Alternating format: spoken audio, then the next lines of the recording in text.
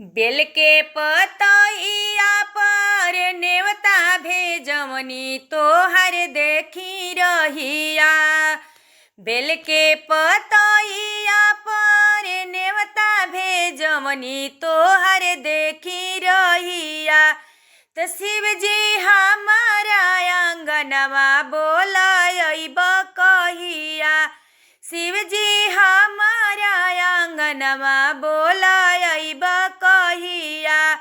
सूतल नसीब हमारे जग जाई दुआ तोहर पाइब जहिया। सूतल नसीब हमारे जग जाई दुआ तोहर पाइब जहिया।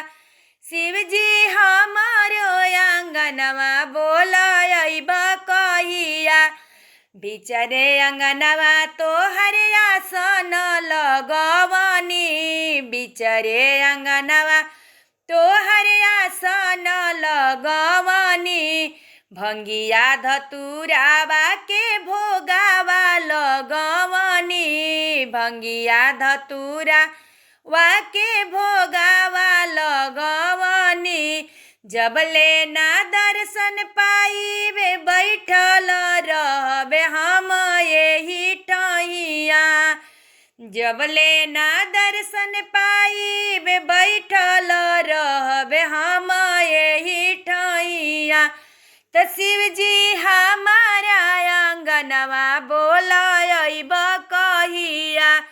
त शिव जी हमारा आंगनवा बोलाइब कहिया। बेल के पतइया पर नेवता भेजवनी बोलाइब कहिया। बेल के पतइया पर नेवता भेजवनी तोहर देखी रहिया।